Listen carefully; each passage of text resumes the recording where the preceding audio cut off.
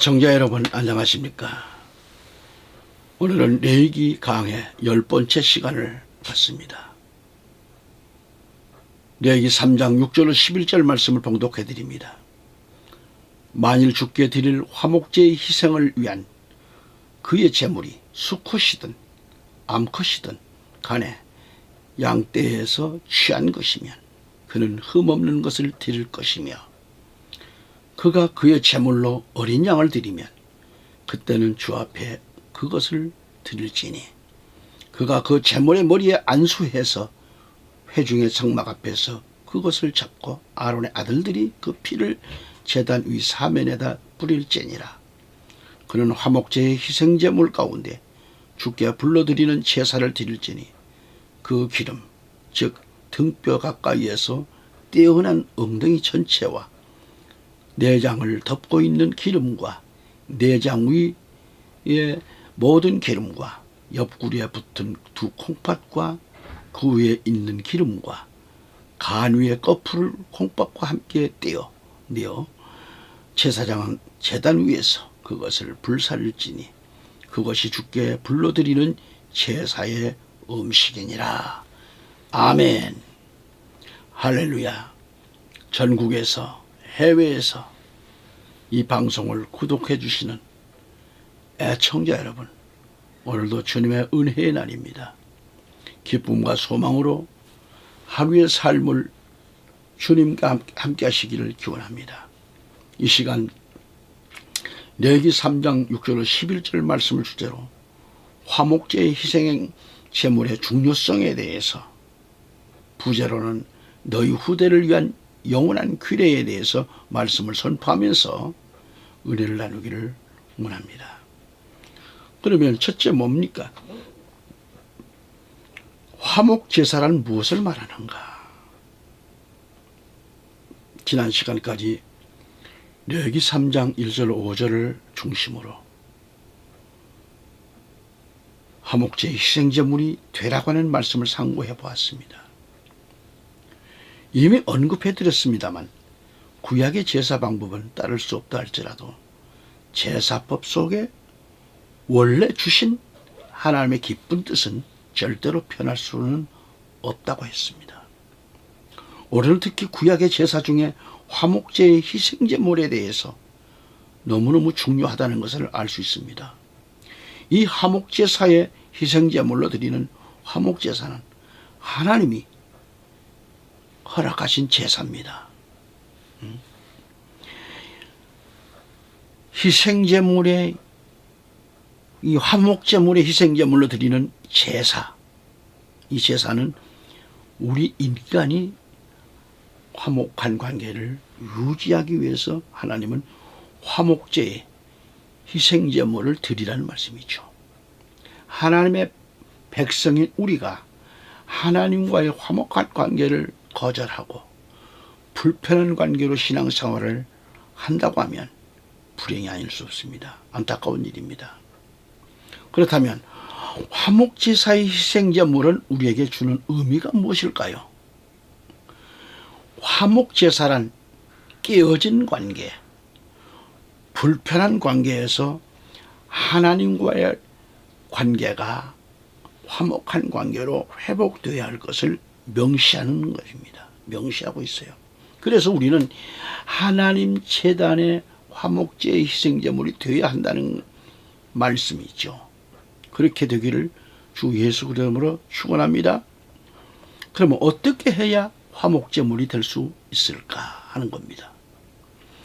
레위기 3장 1절로 가보면, 만일 그 사람의 헌물이 화목제의 희생제물이고 그가 수컷이든 암컷이든 간에 그것을 소떼에서 취한 것이면 그는 흠없는 것을 주께 드릴지니, 만일 주께 드릴 화목제의 희생을 위한 그의 제물이 수컷이든 암컷이든 간에 양떼에서 취한 것이며 그는 흠없는 것을 드릴 것이며, 지금 6절 읽었습니다. 12절에 가서 보면, 만일 그의 제물이 염소이면 그는 주 앞에 드릴 그것을 드릴지니라 라고 했습니다. 여기서 우리가 집중할 것은 화목제의 희생제물로 드리는 제사는 짐승을 드리는 피의 제사였습니다. 제물은 소, 양, 염소 세 가지만 드릴 수 있었습니다. 그런데 특이한 것은 하나님께 올려드리는 제물은 반드시 그 수컷을 드려야 한다는 거죠. 물론 아무것도 드리도록 허락하셨습니다. 하지만 흠이 있거나 또 병든 것은 절대 안 되는 거죠. 우리가 알 것은 화목제의 희생제물의 제사를 통해서 하나님의 깊은 사랑이 숨겨져 있다는 점입니다. 예를 돕는다면 화목제사란 히브리 원문의 제바의 쉘람임 그럽니다. 이 뜻은 뭘까요? 화목제의 희생제, 친교의 희생제, 수컷이나 암컷이나 하나님과의 화목한 관계를 이루기 위해서는 남녀노소 빈부귀천이 있을 수 없다는 것. 흠없는 것은 예수 그리스도를 의미합니다. 예수 그리스도만이 흠이 없으십니다. 인간 스스로는 화목제물의 희생제물이 될 수 없습니다. 오직 예수님과 내가 하나로 연합되어졌을 때 비로소 화목제의 희생제물이 될 수 있는 것이죠. 하나님 앞에 드릴지니 하셨는데 십자가에서 죽으신 예수님은 하나님 앞에서 죽임을 당하셨습니다. 이처럼 우리도 하나님 앞에 드려지는 그런 제물이란 그런 제물이 되라는 말씀이죠. 그 다음에 화목제 희생제물에 대해 음미해 봅시다.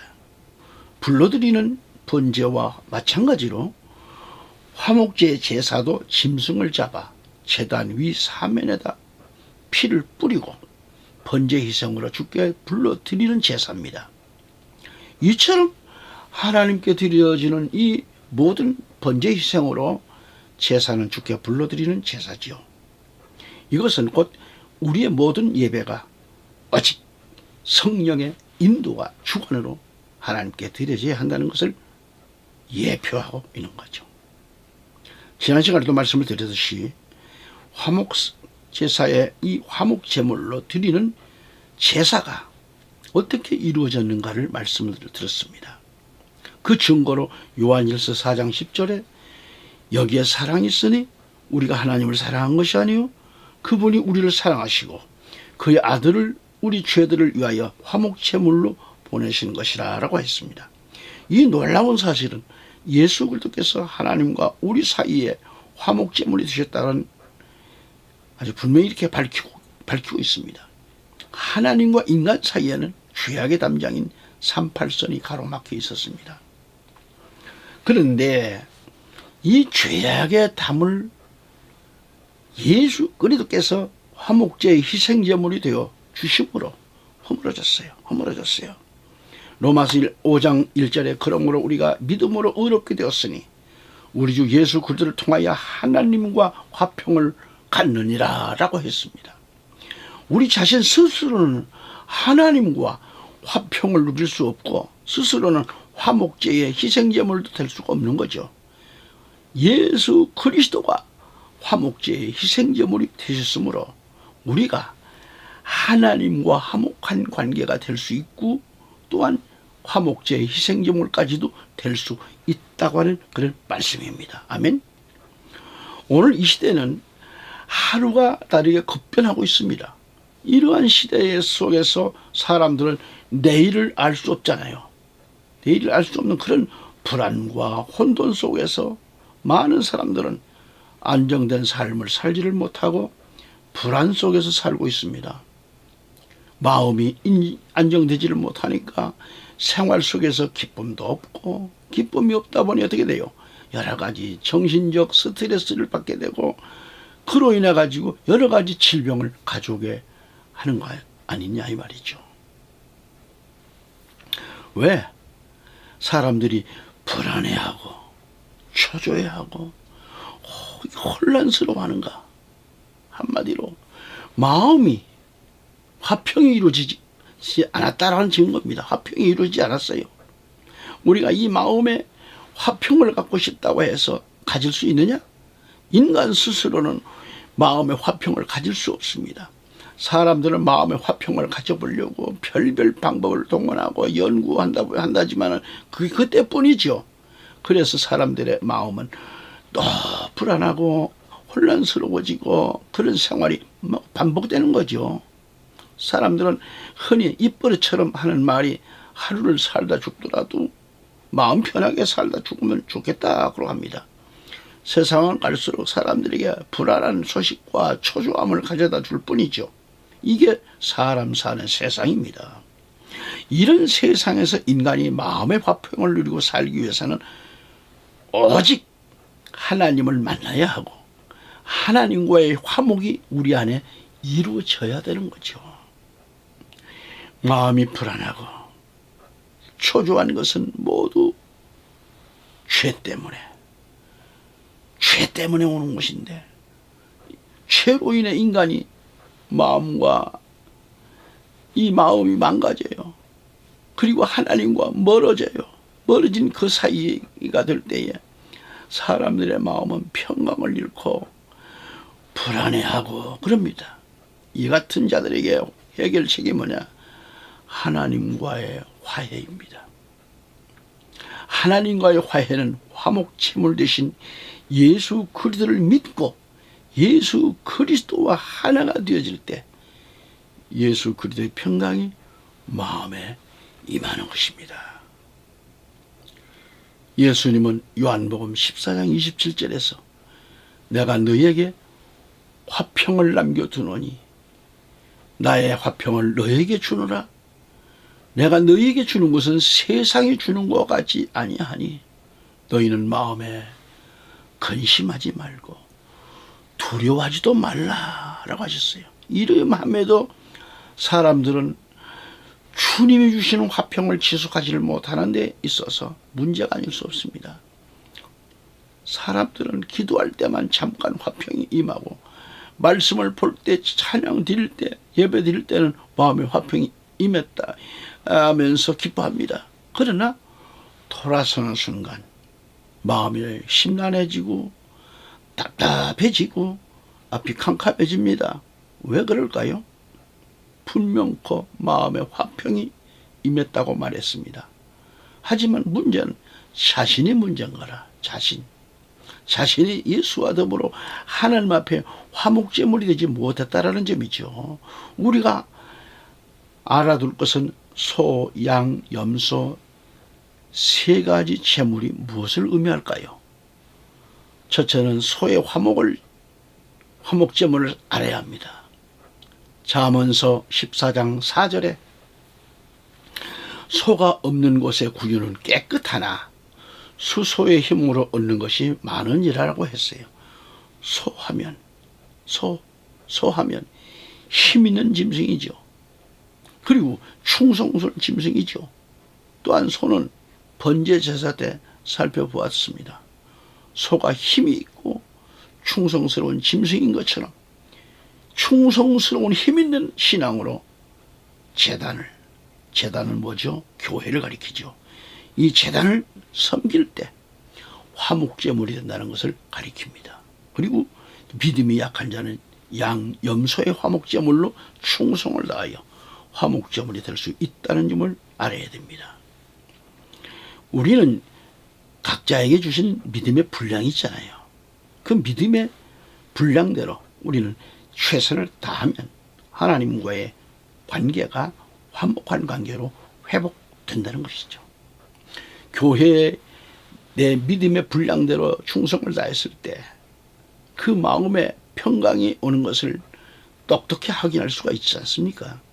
이 평강은 저 세상에서 느껴볼 수 없는 평강입니다. 이 평강은 바로 내가 하나님과 화목한 관계를 갖고 있다고 하는 증거지요. 둘째로 양의 화목 제물이란 뭘까? 양을 살펴보면 양은 희생을 의미합니다. 희생 없이 얻어지는 것이 없는 것이 바로 세상 이치입니다.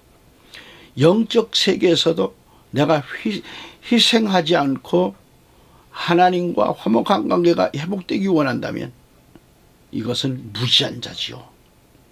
예수가 우리를 위하여 십자가에서 희생하시기 때문에 화목제의 제희생제물이 되셨듯이 또 우리 또한 교회를 위해서 희생해야만 하나님과 화목한 관계가 이루어지고 화목제의 희생물이 된다고 하는 이 사실을 명심해야 합니다. 셋째로 염소의 화목 제물이 뭘까? 염소의 특징을 앞서가는 짐승이죠. 에레미야 50장 8절에 때에 앞서가는 수염소같이 하라는 말씀이 나오죠. 하나님의 일을 하는 데 있어 앞장서가는 자가 될 때 하나님과 화목한 관계가 회복되고 제단의 화목제물이 될 수가 있는 겁니다. 예수님도 하나님 일을 하는 데 있어서 앞뒤를 주저하지 않고 앞서가시는 분이셨습니다. 성도의 최고의 신앙은 제단의 제물이 되는 겁니다. 성도 여러분, 살고자 예수를 믿나요? 죽고자 예수를 믿나요? 어느 편입니까? 마태복음 16장 25절 26절에 가보면 누구든지 자기 생명을 얻고자 하면 잃을 것이요 누구든지 나를 위하여 자기 생명을 잃으면 얻으리라. 사람이 온 세상을 얻고도 자신의 혼을 잃는다면 무슨 유익이 있겠느냐. 또 사람이 자기 혼을 무엇과 바꾸겠느냐고 했습니다. 아멘. 크게 두 번째는 뭐예요? 화목제의 희생제물을 드려야 합니다. 레위기 3장 2절 5절 가서 보면 그는 그 제물의 머리에 안수하고 회중의 성막 문 앞에서 그것을 잡을 것이요 제사장 드린 아론의 아들들이 제단 위 사면에다 피를 뿌릴지니라. 그는 화목제의 희생제물 중에서 주께 불러드리는 제사를 드릴 것이며 내장을 덮고 있는 기름과 내장 위의 모든 기름과 옆구리에 붙은 두 콩팥과 그 위에 있는 기름과 간 위의 거풀을 콩팥과 함께 떼어내고 아론의 아들들은 그것을 제단 위 불 위에 있는 나무에 번제 희생으로 불사를 지니라. 그것이 주께 불러드리는 제사요 주께 향기로운 냄새니라. 아멘. 그렇게 말씀합니다. 화목제의 희생제물이 될 각오라면 이것은 신앙이 성숙한 자들이죠. 하지만 신앙이 아무리 성숙했다 할지라도 하나님께 희생제물로 드리는 그 방법을 몰라서 화목제의 희생제물이 되지를 못하는 그런 경우가 너무 많습니다. 희생제물이 되는 것도 중요합니다만 희생제물이 돼서 하나님께 드리는 방법 또한 중요한 거죠. 불로 드리는 제사를 번제라고 합니다. 그래서 이 음식 제사로 드리는 곡물 제사, 이건 소제라고 합니다. 또 화목제의 희생제물에서 거듭 강조되는 말씀 중에 하나가 주께 향기로운 냄새니라 하신 말씀이죠. 우리가 수고하고도 하나님께 향기로운 냄새가 되지 못한다고 하면 이것은 헛수고가 아닌가. 그렇다면 두 번째로 화목제 드리는 방법 7가지를 알아볼 수 있습니다. 7가지를. 첫째, 회중의 성막문에서 그것을 잡을 것이요. 여기에 장소를 말하고 있습니다. 잡는 장소. 자, 여기서 장소는 교회를 가리킵니다. 둘째로 제단 위 사면에 피를 뿌릴지니라. 이것은 충성심을 가리켜요. 피 뿌린다는 것은. 셋째로 주께 기름을 드리라는 것은 뭘 가리키느냐? 성령의 인도함을 가리킵니다. 인도함. 넷째로 제단 위 불 위에 있는 나무에 번제 희생으로 불사를 하고 있어요. 이것은 성령 충만을 가리키는 겁니다. 다섯째로 가슴을 주 앞에 흔드는 그런 제사로도 흔들지니라 그랬어요. 이건 요제를 가리킵니다. 요제, 흔들어서. 이것은 화목제를 가리킵니다. 레위기 7장 30절에도 주께 불러드리는 제사는 자기 손으로 가져오되 가슴과 함께 그 기름을 가져오고 그가 그것을 가져와서 그 가슴을 주 앞에 흔드는 제사로 흔들지니라 라고 되어 있습니다. 여섯째로 화목제 희생제물에 오른쪽 앞다리를 들어 올리는 제물로 제사장에게 줄지라 그랬습니다. 이는 제사장 몫이라는 거죠. 레위기 7장 32절에 보면 너희는 또 너희 화목제 희생제물의 오른쪽 앞다리를 들어 올리는 제물로 제사장에 줄지라 그랬어요. 여기서 말한 오른쪽 앞다리를 들어 올리는, 이것은 거제라는 뜻, 들어 올린다, 거제. 그래서 제물은 제사를 집행하는 제사장 몫입니다. 7번째로 감사함을 위한 화목제, 희생제물 중 고기는 그것을 드리는 그날에 먹어야 합니다. 그는 아침까지 조금 남겨두지 말라고 하셨는데 레위기 7장 15절로 21절까지 보면, 그러니까 하나님께 감사드리려는 그 화목제 제물로, 희생제물로 드려진 고기는 하나님의 것이기 때문에, 거룩한 이것이기 때문에 이를 함부로 취급해서는 안 된다는 말씀입니다. 오늘 주신 성경의 말씀을 적용한다면 원문에 화목제 희생제물을 가리키는데, 이 말씀의 의미는 구원받은 성도가 하나님께 드린 제사를 의미합니다.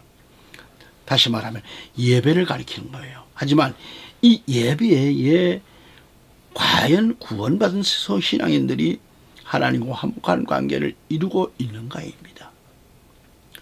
사람들도 서로가 불편한 관계가 되면요, 어떻게 돼요? 응? 대화가 끊어지는 거죠. 또 볼썽사납게 인상만 빡빡 쓰게 되는 거죠. 우리가 하나님과 불편한 관계라고 하면 하나님의 마음은 어떠실까요? 그런가 하면 사람들이 교회를 출입하면서 신앙생활을 바로 해야 하는데 왜 교회와 목사와 성도들끼리 불편한 관계를 가질까요? 화목제의 희생제물이 아직 안 되었다는 증거 아니겠어요? 화목제의 희생제물의 의미를, 그 방법을 잘 알지 못하기 때문에 불편한 관계가 지속되고 있는 거죠. 그렇다면 화목제의 희생제물이 되어 이 희생제물을 어떻게 드려야 하는가를 알아야 합니다. 이해를 돕는다면 자신이 어떻게 해야 하나님 제단에 온전한 화목제의 희생제물이 되어 헌신할 수 있는가 하는 문제지요. 청자 여러분, 자신이 하나님의 제단에서 온전한 화목제의 희생제물이 헌신할 수 있는 것은 자신이 완전히 변화되어서 앉으나 서나 걸어갈 때나 누구를 만날 때도 또는 언어 구사에 있어서도 그리스도의 향기로운 냄새가 풍겨나와야 되는 거예요. 여러분은 그리스도의 편지요, 그리스도의 향수입니다. 그리고 그리스도로 옷을 입어야 했습니다. 여러분의 그 모습을 본 사람들은 여러분을 볼 때 그들 입으로 저 사람은 참된 크리스찬이야라는 인정을 받는 그런 성도가 되었을 때 하나님께 향기로운 냄새가 되는 것입니다. 할렐루야. 또한 향기로운 제물은 예수 그리스도십니다.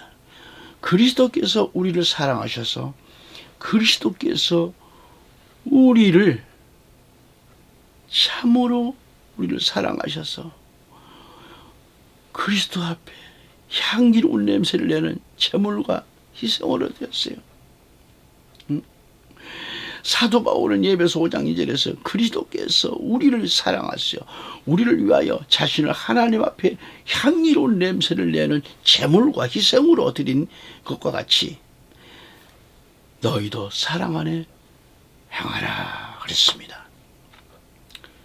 우리는 진정한 크리스찬으로서 그리스도의 향기로운 냄새가 나는 그런 생활을 해야 합니다. 만일 이렇게 살지 않는다면 가짜 성도요, 가짜 목사일 것입니다. 짝퉁 목사, 짝퉁 신앙인이라면 사망의 추한 냄새가 풍기다가 끝내는 영원한 지옥불, 영원히 꺼지지 않는 불못에 던져지고 말 것입니다. 그러므로 성도의 생활은 화목제의 희생제물이 되어 헌신과 사랑의 향기로운 향수를 뿜어내는 그러한 향기로운 생활이 되어야 하는 것입니다. 할렐루야.